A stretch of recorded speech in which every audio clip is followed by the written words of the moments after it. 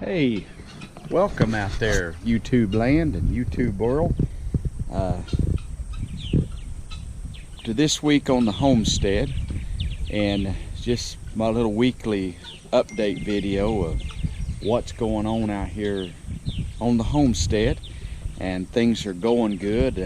This past weekend we had over 6 inches of rain.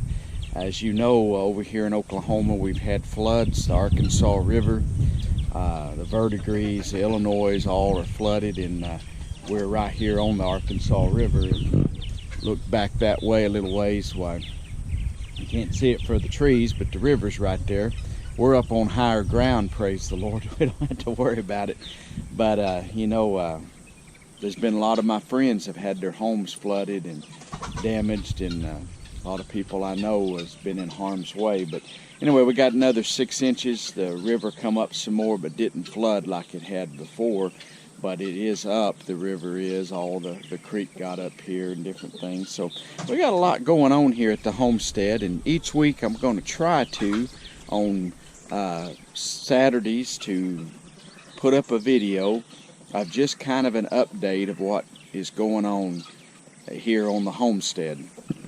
I have a chicken hen in here that I set, and on eggs. I moved her from the hen house and around here and put her on some eggs. She was sitting in here, and how you know a hen goes to the nest every day, should be laying you an egg, and anyhow, now this little hen right here last night after dark was still on the nest, so that means she's probably broody also, which is a good thing. And looks like I got one egg so far this morning. While I'm out here, I'll go ahead and check the eggs. But this little old hen here, she's if you can see her or not right there. Whoops. That's all right, girl. Easy does it. She's about to clobber me, thinking I'm going to try to get her eggs. But anyway, the other hen was sitting right here, and on this nest, and was broody, so I moved her out there because she'll move. Like one day the hen will get in here and nest in this nest, and then the next day she might move down here because the hens get up here and lay in these nests, and so the hen can't remember or know which nest is which, so they just move back and forth, so their eggs get chilled and they won't do any good. So anyway, I moved her last night after dark. The best way to do it's in the dark, and move her out here to her own little nest. So anyhow, that's a little bit of going on here on the homestead, and it's going to go out to the garden and take a little walk through in it. It's a beautiful morning here. It's going to get hot after a while, I believe, but it is a really pretty day here in Oklahoma.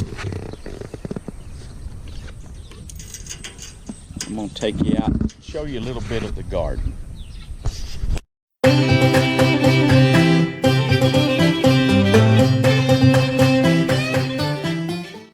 Well, out here in the garden today, and it looks like I've got a bell pepper ready to pick.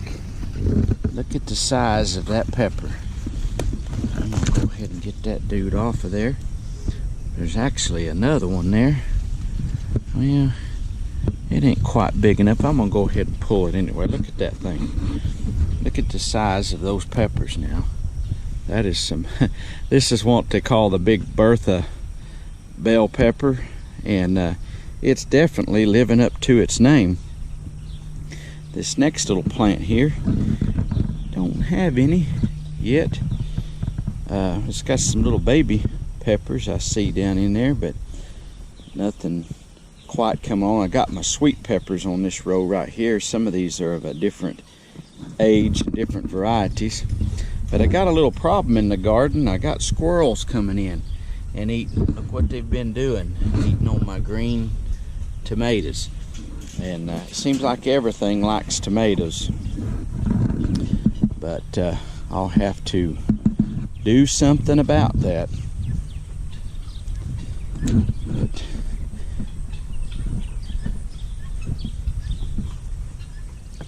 lay those peppers over there out of the way. But that is aggravating. But the squirrels, they get in and eat the peppers. And anyway, I'll take you just a little walk through. My tomato plants this year just do not look like normal. But one thing I do as I'm going along is I'll just pull them in these baskets. But they just don't look like. I think I'm going to fertilize them a little bit, do a little something here to kind of perk them up a little bit this year. But they just aren't what I usually have for this time of the year. But anyway, things are looking good here. My okra, as you know, I've got a video about it, and the rabbits ate the okra down pretty good, and some of it's coming back, but I don't know if it'll make or not this year. And here's the cucumbers. Now the cucumbers so far are doing great. My wife's, we've gotten so much rain, it has really helped them. She's been canning a few pickles. She's got a real good pickle recipe. And the green beans,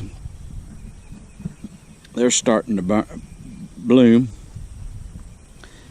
Pole beans. And starting to come along pretty good. And but I noticed out here, even with my electric fence, I've still got some rabbit tracks. So I'm going to have to do something else about the rabbits, the bunnies. They're still eating up my garden. Anyway, I'm going to have to till again, but I planted some okra down through here.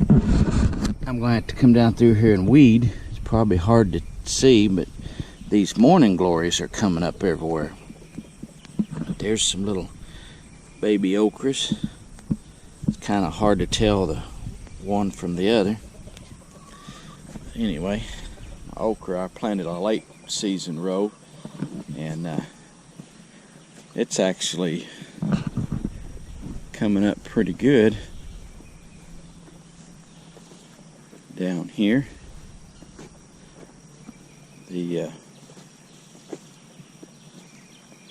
Down here the okra's doing really well. If the rabbits don't eat it up too. And I can tell I've still got a rabbit problem. I'm gonna have to do a little work on there. My onions, they're starting, these are the candy reds. Look at the size of that onion right there. Those are gonna be some good eating. And I haven't fertilized my onions at all this year, but they are really starting to come on and do really well. Looking to have a good onion crop. My beets, I had this one Brussels sprout come up amongst the beets. It must have been in the packet of seeds, so I just left it and letting it go. My squash, real pretty plants, and we've had several messes of squash this year. And the cabbage, these are early Wakefield, so they're actually the size we could eat them, and we'll probably be harvesting them. It seems like that's one thing with cabbage, it all wants to make at the same time, unless you make sauerkraut. These are my hot peppers. I've been picking some, and you can see the little peppers there. That one's been on there for a while. I must have missed it last time, but these are cayenne. We use them in various recipes. This here is jalapeno peppers. I keep them in these baskets. One thing, some of them I have chicken wire around the basket, but I also keep them in here so they don't break down. They'll get so loaded up with peppers, especially when we get hot weather. This here's a jalapeno pepper, I believe. It's got some little jalapenos on it. need to be picked, but stuff's coming along pretty good. We love the garden. Pull a couple of weeds out of there. As I'm walking along talking, I see them weeds and think might as well pull them out. Got a squash down in there. I think I'm gonna go ahead and pick him if he's not rotten. Kind of a little squash, but he's nose down in that dirt. And I'll take it in and add it to our collection there. And this old cabbage right here is really looking good. It's got a ways to go, but it won't be long. We'll have some fresh cabbage. I think cabbage out of the garden is some of the best eating there is. Anyway, that's a little walk through this week on the homestead with the garden anyway. And go check in on the baby turkeys. Well, here's my tomatoes in our wicking buckets, and just in case you wonder what these trash cans are, we don't keep our trash right up here, but I got potting soil mixed up with different stuff in it and ready, so when my wife wants to pot stuff. But I got these tomatoes here. These Cherokee purples is what these two are right here, and they are sure taking off good. Now they're little, but they're sure really pretty green. This first two right here are Rutgers, Bonnie's brand, and got a few peppers right here. Going to be pimento peppers, and these are the banana peppers. The things are kind of coming along.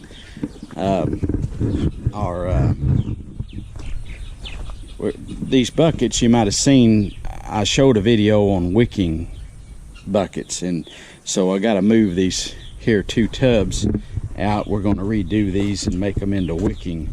We ain't really planted nothing in them in a year or two. We just pull the weeds out, but need to get some fresh dirt in there, kind of rejuvenate the dirt. But those there are wicking buckets, and you just water them in the bucket. And I haven't had them planted all that long, but they're starting to really look pretty. And I planted them here on the north end of the house where they won't have a whole bunch of sunshine. Looks like I got a little visitor there, a little terrapin. Hey, little buddy. Anyway, we'd had stuff planted in these, lettuce and spinach and stuff, and we've taken them out and going to replant there. And got these squash plants, and they kind of acted like they were about done for the season, but now they've got a bunch more squash on, so gonna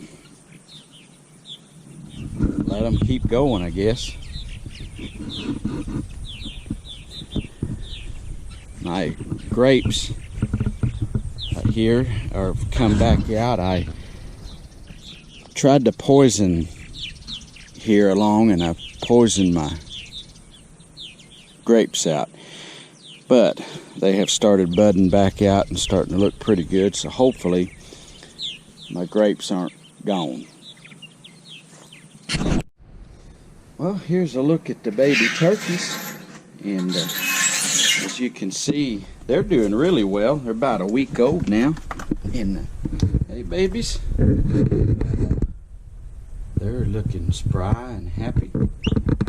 And we ordered 15 turkeys, and we only got 14 from Cackle Hatchery. And I called them. I've had that on other videos, but I called them to tell them about their mess up, and they kind of give me the runaround and said they would credit me back for 1 turkey, but the lady acted like I was lying about them, but I wasn't. But it ain't no big deal. It is what it is, and I just won't do no more business with Cackle Hatchery. I had said on the video that there was 2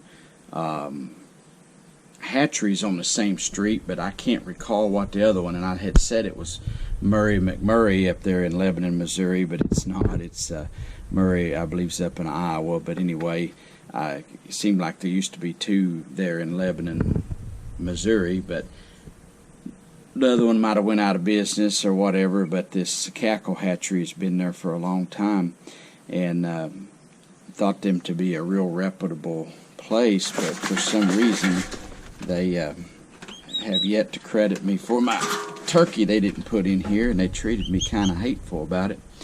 So I guess that's just the way they run their business, and if they can make it with it, I can make it without it. And 14 turkeys is plenty anyway. The only reason I ordered 15 is because that's what their minimum order was, so I ordered it. But the lady that answered the phone, she acted like I was lying to her about turkey being missing. I guess they don't think they could make a mistake, but they did.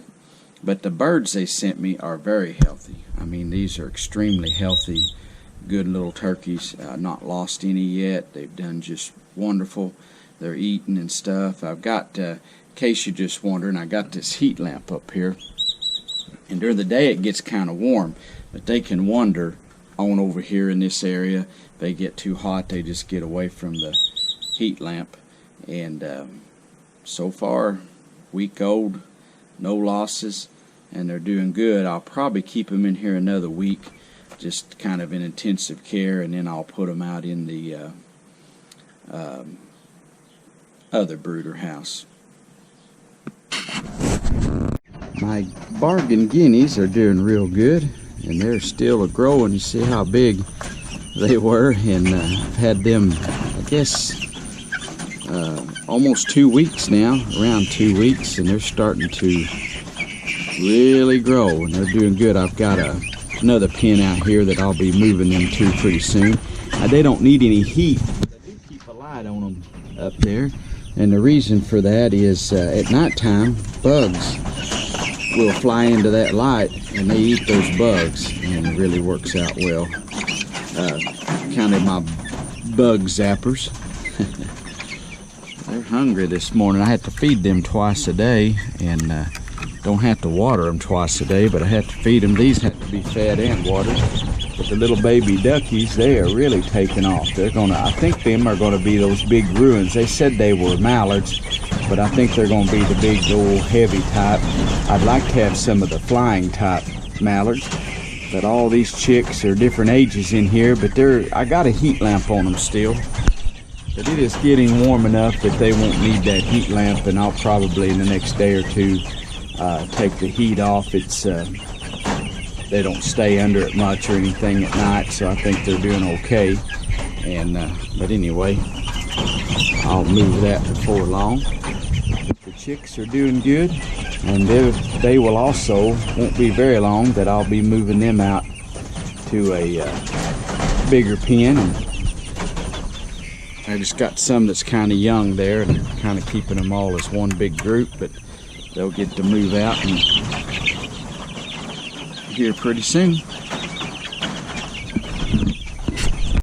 Well, there's my little old cow and her calf there, little Rosie we call her. She was B153, still had her mama's number in there because I was going to sell her, but I've changed her now to 712 with a blue 712 tag, and she's got a little steer calf. He's kind of little, but for their first time calf, that's good. You want a small one on your first round, and that's what's happened here. She's doing really good, and you might have seen a video I had about her, but her mama's one of my wife's favorite cows. Her name's Rosie, and so this is her offspring, and we call her Little Rosie. Her mama's a red white-faced cow, but she cropped out black, and our mama's got horns. This one doesn't have horns. She's a Angus cross. Got a little Hereford and Angus, but she's turned out to be a beautiful little old cow. She's fat. She's got a kind of a long hair coat, but her mama does too. That's something in their genes. They got a little something that is a longer haired cow.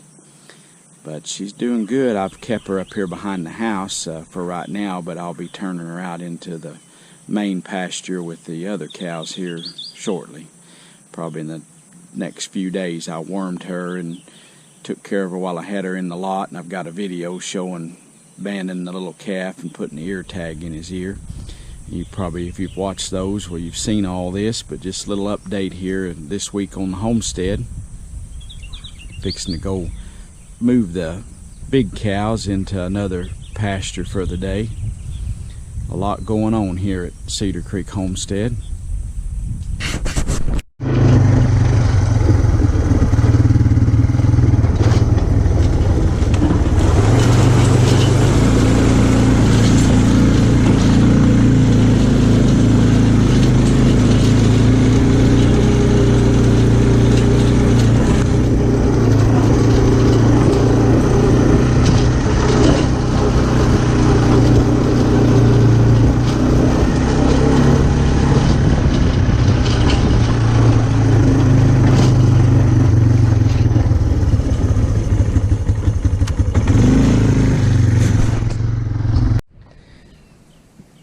The cattle have actually fattened up pretty good. I've mentioned this before, but in the winter there, back in February and March, they lost, some of them lost more pounds than I wanted them to lose. But now they are getting up there pretty good. Like this old cow right here, she has fattened up. Now you see those flies on her, and I sprayed these this weekend to try to cut down on the flies a little bit, and it has cut down on them a bunch, but as you can tell, they still got flies. Some didn't get sprayed. This little black white face right here, she didn't get sprayed. She has a bunch more than the rest do, but this cow's getting a few. I'm going to try spraying them once a week. I'm set up here where I can get them in the cow lot and spray them, but them flies make them miserable. I don't know about you, but flies make me miserable. If you're out trying to eat and do something and you got flies swarming all around you, I don't like that, and I know my animals don't like it either. And so I trying to thin them down as much. I tried feeding this mineral salt that has this fly stuff in it that kills the flies, and so anyway, I've tried doing that, and it's so stinking expensive. It's just way too expensive. So I've stayed off from there. But anyway, I think it's like $20-$30 a bag, and you have to put one out every day or so. It gets to adding up. So I forget what I was paying last year. I even bought some that were medicated.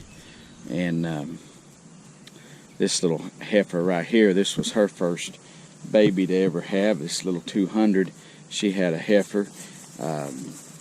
She's out of one of my best mama cows, and she's was a little over 2 years old when she had her first baby here. And that baby's about a month old now, but she's really growing good. And I think all of my cows have calved that are going to calve this year. I've got some that was born like back in December, like this steer right here, and he's really coming along good. And then that one there, little brown one, why, he's just a couple months old. This here little cow is one of my last year heifers that I kept. She's really growing good, looking good, and I've got her out here now. She may breed with the bulls. She's about 1.5 years old, and they're all looking pretty good and coming along good, getting fat and sassy, and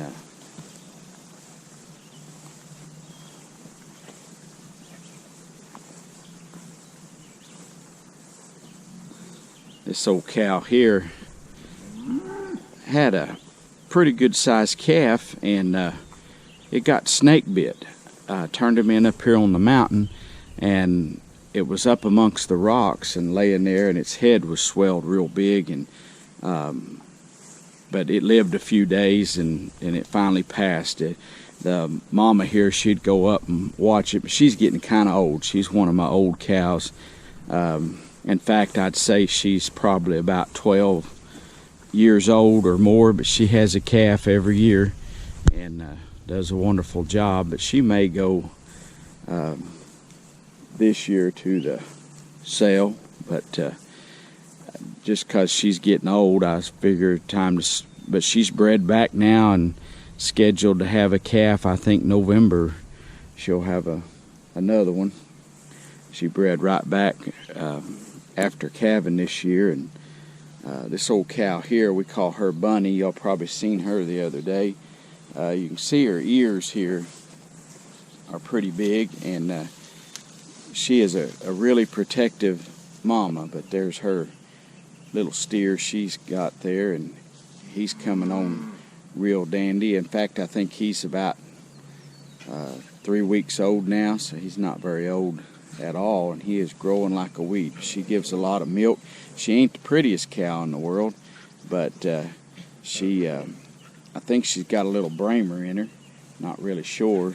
She was raised here on the farm, but had a bull that was mixed, and I don't know for sure what all she was, but they're out here munching on some of this good old grass and enjoying themselves this morning. It's a nice cool morning out today, and enjoying being out here on the farm.